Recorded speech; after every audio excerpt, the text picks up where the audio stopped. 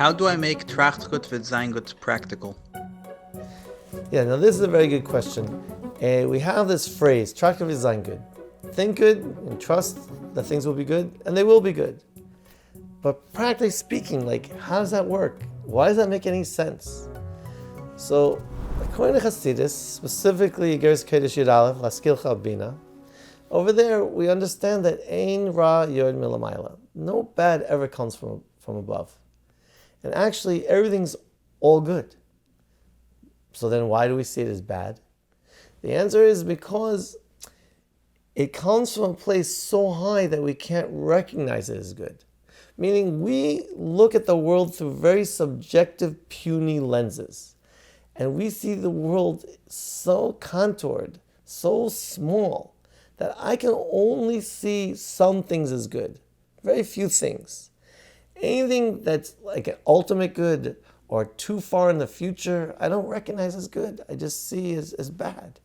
So therefore, what we have to do, according to this parak of Tanya, is first you have to hold yourself back.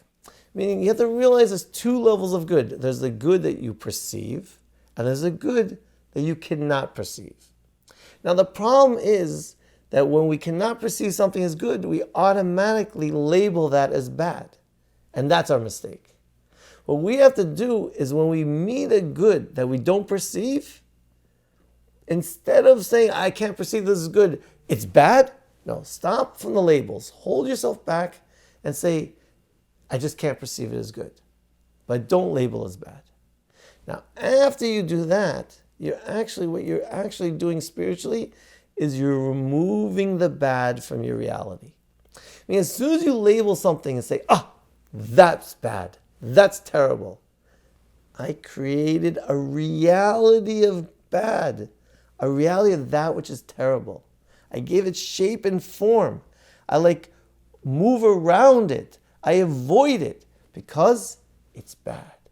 But if I wouldn't give it that label, I would be presented with something that I don't understand. It's a level of good that I can't perceive.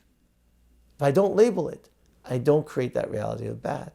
As soon as I don't create that reality of bad, that bad now goes away. Because it has no existence. I didn't give it any reality in my life. Once I give it no reality, so there in Tanya, it says it's nichlal v'nis'ala b'toiv. It suddenly becomes, it dissipates,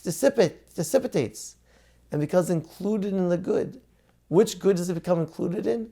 In the ultimate good that I'm trusting is happening now. And that then causes that ultimate good to come back into the reality that could have been bad, but now becomes good, and the good will be revealed in an obvious manner. And that faith that you have actually makes that happen.